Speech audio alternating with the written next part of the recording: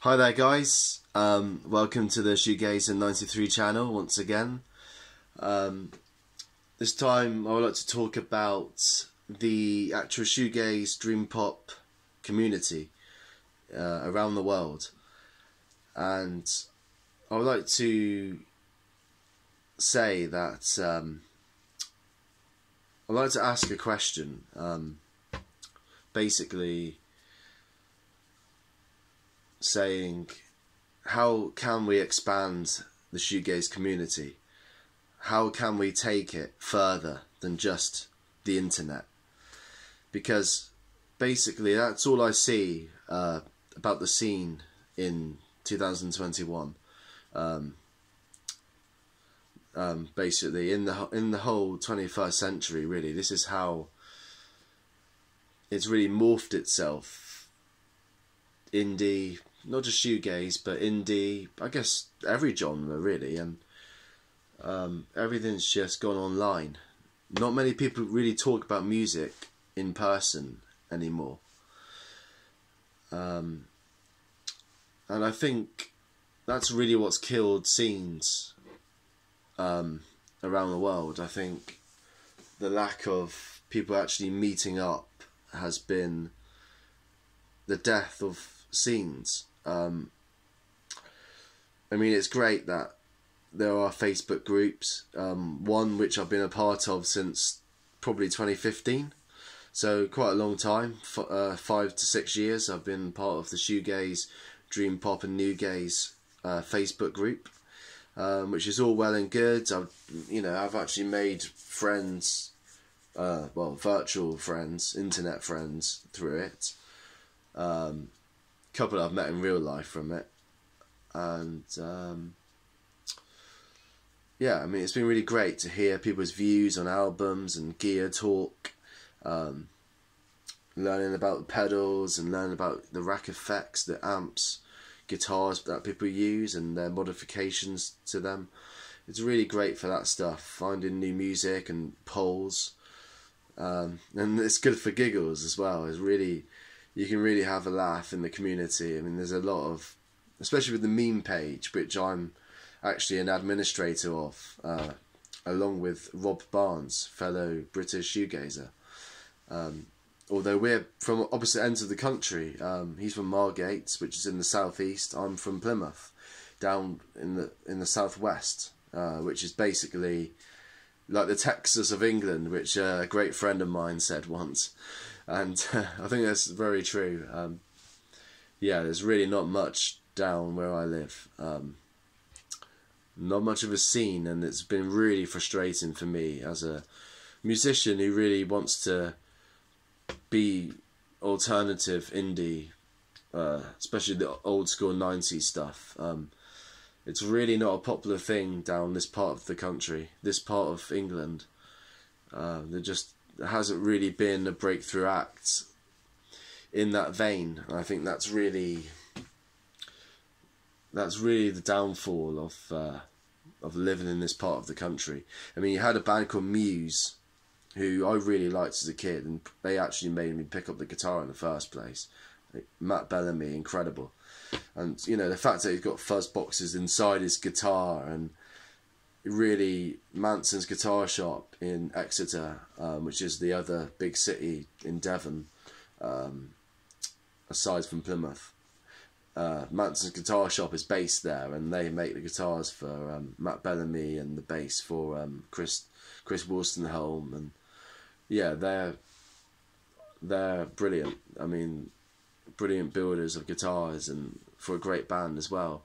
But you know, they're like major label kind of, you know, I respected them, but now I'm more into indie stuff, you know, more of the underground kind of stuff.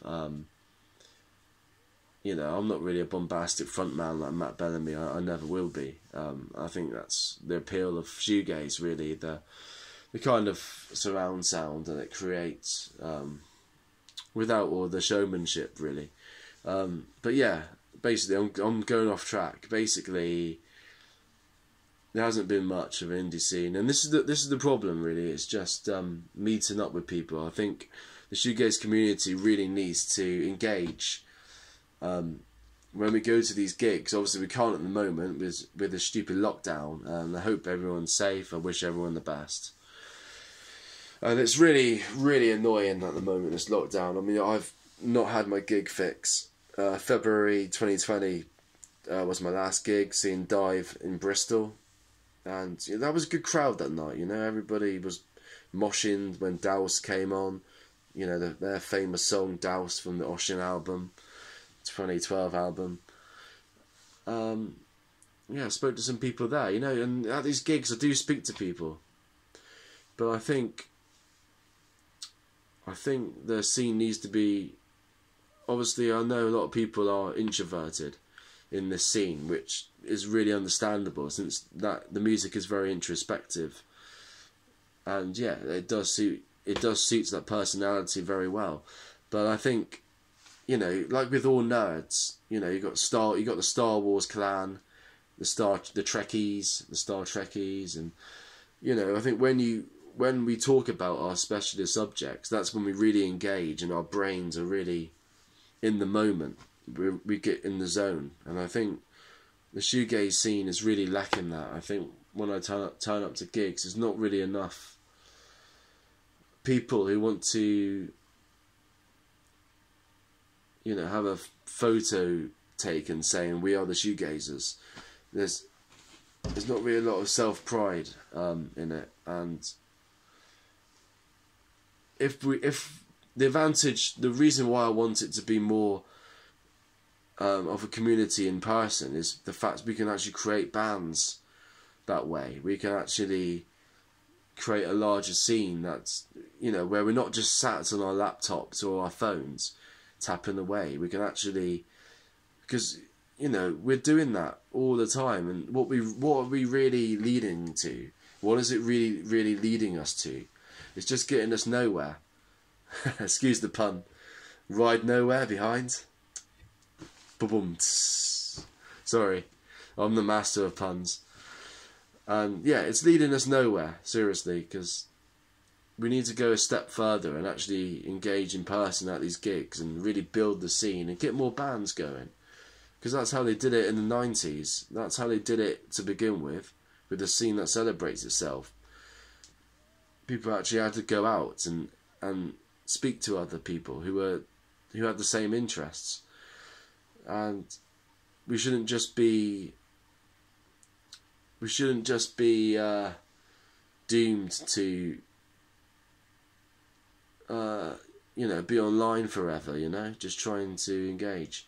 It's not the same. We need to create YouTube channels as well, not just bands, but I'm forgetting about the YouTube channel, the whole social media. Instead of just typing, it's good to put a face to what we're saying, and we need more YouTube channels. I know Brenna Michelle is doing a great job in America.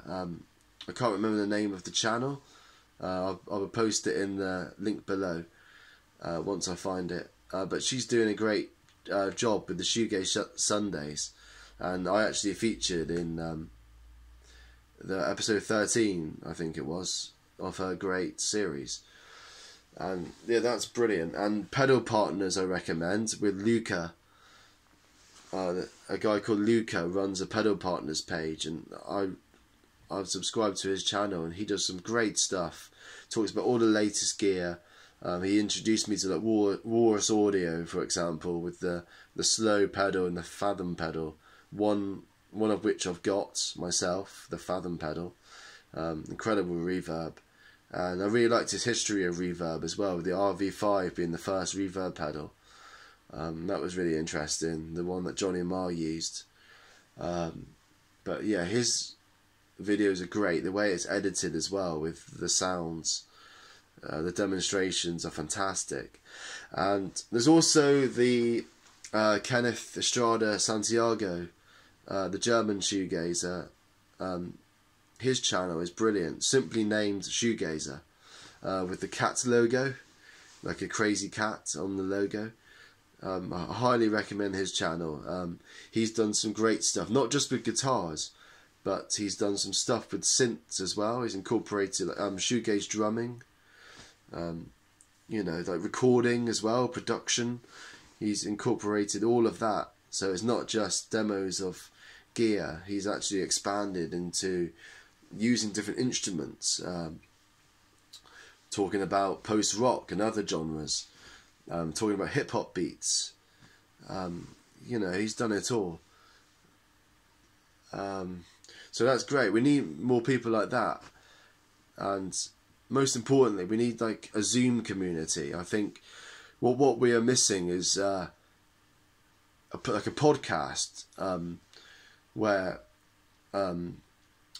there's like 6 of us, for example, in a group meeting on Zoom, and we can chat, because it's so much easier for me personally when I'm bouncing off people's questions and ideas. If I'm bouncing off people's stories, I find that to be, like, for example, now I'm finding it hard to just speak into the camera. I'm finding it hard to speak, because if I'm bouncing off people's ideas, I find that so much easier, really, than just me being awkward in front of the camera, because I end up running out of things to say, or I forget to say what I want to, because, you know, my head's just full of shoegaze music all the time. I've got so many hypotheses.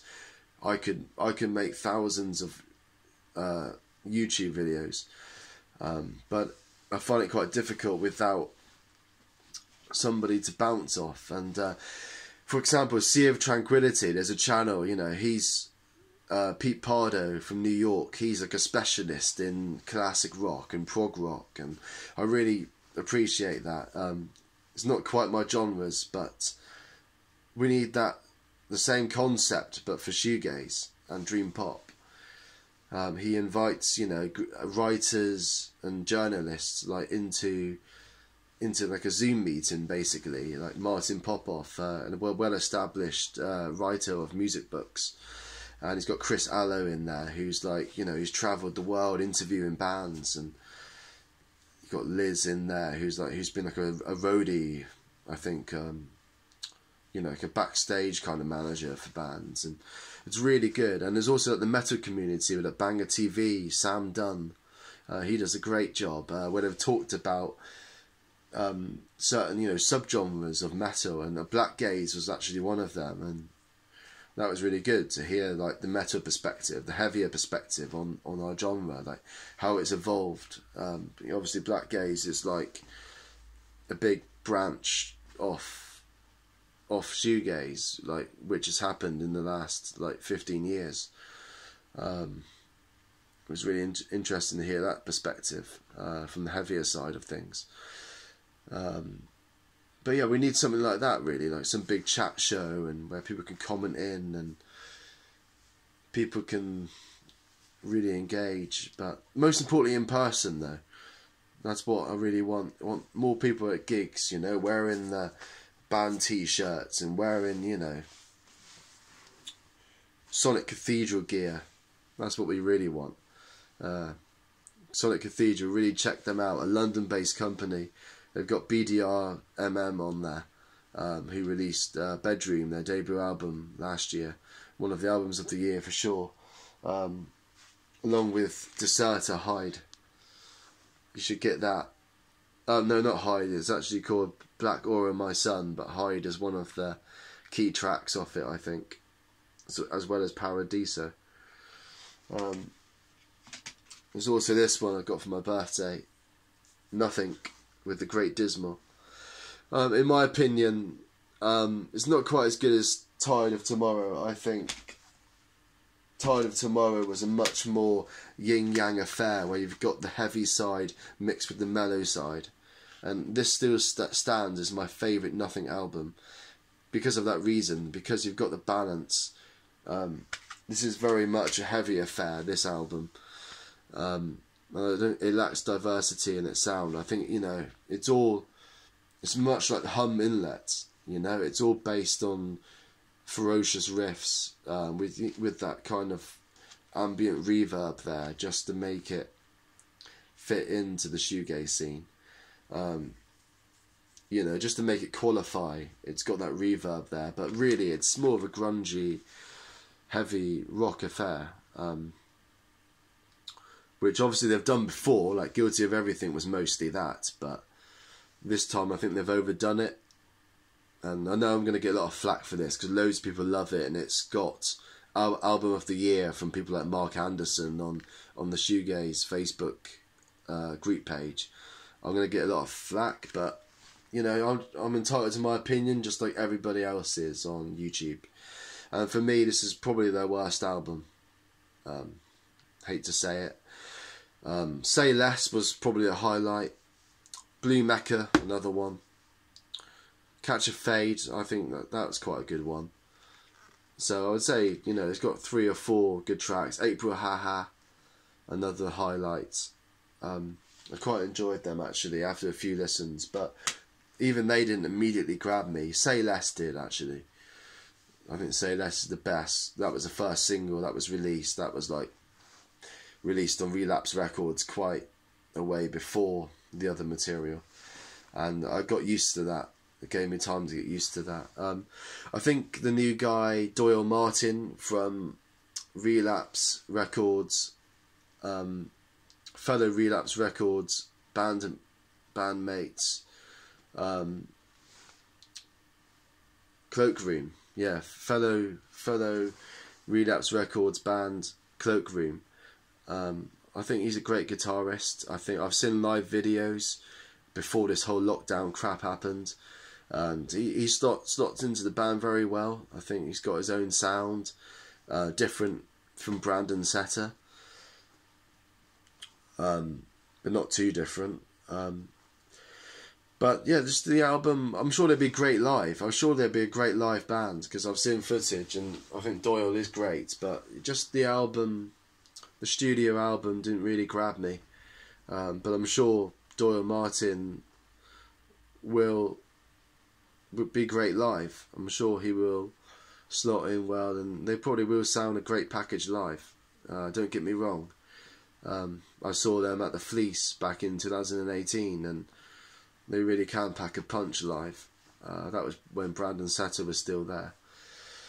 But yeah, I think, you know, Tide of Tomorrow is my favourite from them. Velveteen EP, Bluest Sunshine, that was another highlight of 2020 for me.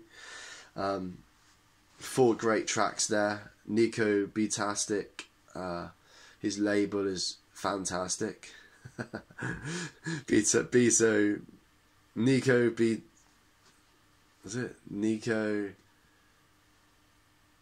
Beatastic is fantastic. Bit of lyrical genius from me there. Oh god, I'm so fucking corny. But yeah, anyway, Velveteen EP, 4 great tracks. Bluest Sunshine being one of them, the actual title track, and can't remember what's the song that goes doo doo doo doo doo doo doo doo. It's got some really great hooks on there, reminiscent of the Boo Radley's Ride, Chapter House. I'm hearing a lot of that. Of course, MBV is the overwhelming influence on it, but I'm definitely hearing more of the pop side. So Boo Radley's and Ride and Chapter House, they're definitely, I'm hearing a lot of their presence on that EP. And yeah, so there's some of my favourites in 2020. I picked this up. This is not 2020, this is 1994, but Difference Engine. This is something I ordered on Discogs earlier this year, and I highly recommend it. Really dynamic in its sound, you know. It's not just a sludgy, drony shoegaze album that stays in one flow. It's very much in the Ride, Chapter House kind of vein, where you've got that momentum in the songwriting that takes it to a new level. There's always, like, they ramp it up, you know. You get these sections that are, you get a very energetic verse, and then it goes into a noisy pre-chorus or middle-eight section, and that's what I really like about it.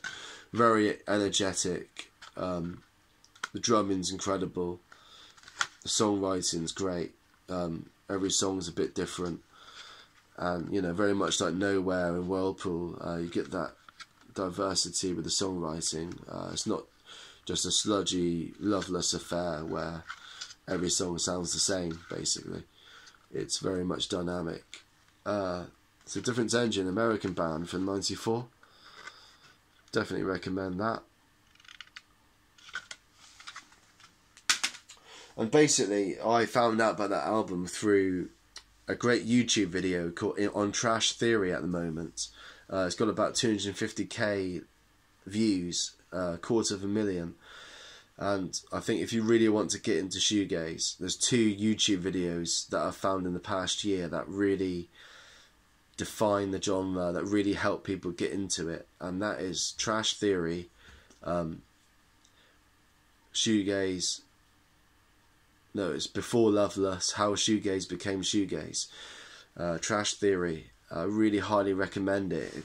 I think it's very accurate in its roots, in its description of its roots, that starting from the 60s psychedelica, you know, Phil Spector in the Wall of Sound, and how that really instigated it, and through to the Cocteau Twins, Jesus Mary Chain, A.R. Kane, Sonic Youth, the American Underground with Sonic Youth and Dinosaur Jr., Husker Du.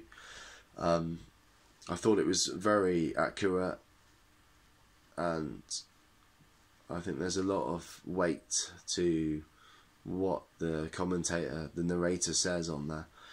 So it goes through the 80s with ethereal wave, goth, with The Cure, Cocteau Twins, and then it goes on about the American Underground, how Sonic Youth contributed, and then the noisy pop of Jesus and Mary Chain, and the experimentation of A.R. Kane, and then it goes to like Pale Saints, Lush, who came about in the very last years of the 80s, and then through to Ride, and there's a section on Swerve Driver in there.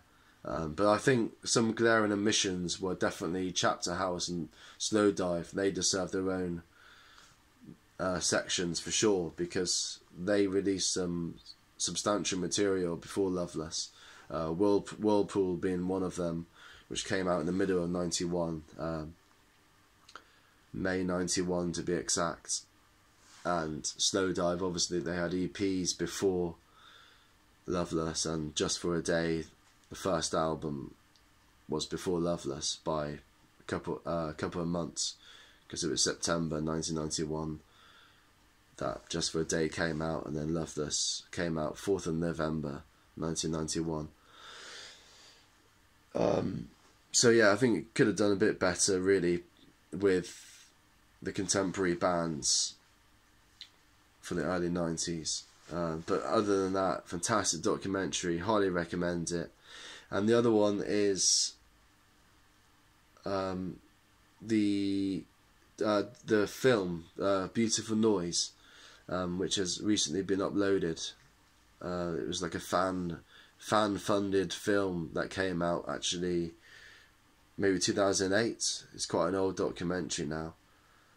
I think it was 2008. Maybe it was later actually, because I think it featured Chapter House's reunion on it. So it might have been like 2011, 2012. Because Chapter House reformed 2009, 2010. So it must have been just after that.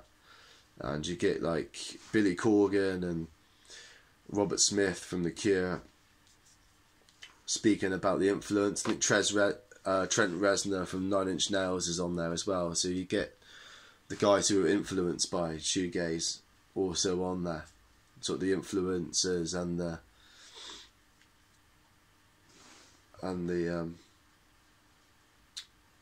guys who actually influenced it. The predecessors. One being Robert Smith, and then you got the guys who influenced Trent Reznor and Billy Corgan, who were after and who were influenced by it. But yeah, you got interviews with all the bands on there. Lots of members involved, from Mark Gardner to Tony Halliday's on there. Ian Masters, Andrew Sheriff and Stephen Patman from Chapter House. So that goes on about the actual band members speaking about the scene itself. So yeah, it's more about the connection in the scene, whereas the Trash Theory documentary, Before Loveless, How Shoegaze Became Shoegaze, that documentary is more about the build-up. It's much more of a long-term affair, because it's going from the 60s onwards. So it's like the history in the long run, the build-up to it, and where. But the Beautiful Noise documentary is really focused on the shoegaze proper early 90s scene, and it's more in depth with the band members, more interview based, I would say. But they are two outstanding YouTube videos that everybody needs to check out to really understand this community. Pedal Partners, of course, they always pop up on YouTube. But yeah, basically I made this video just to say, like, we need to like expand the community further than just the internet. We need to get outside, create our own bands, and just talk about it like face to face, and create more like podcasts. There were a couple of great podcasts that have been taken down, actually. There was like World Knowledge or something. They did a podcast on there, and they said some really hilarious stuff. Because I miss the banter. I think that's a big part of speaking in person with somebody. You can have a giggle with them and really bounce off their ideas. You can answer their questions easier and question them. Whereas it's a longer process on the internet, and you just don't really get to know them personally. You don't really get that. You don't really get to know the person you're talking to most of the time. So we need to really turn up at gigs, wear our gear, wear our band merch and stripy tops, and really just get with it. I think we need to expand the community, and that's all I want to say, really. Thanks for watching.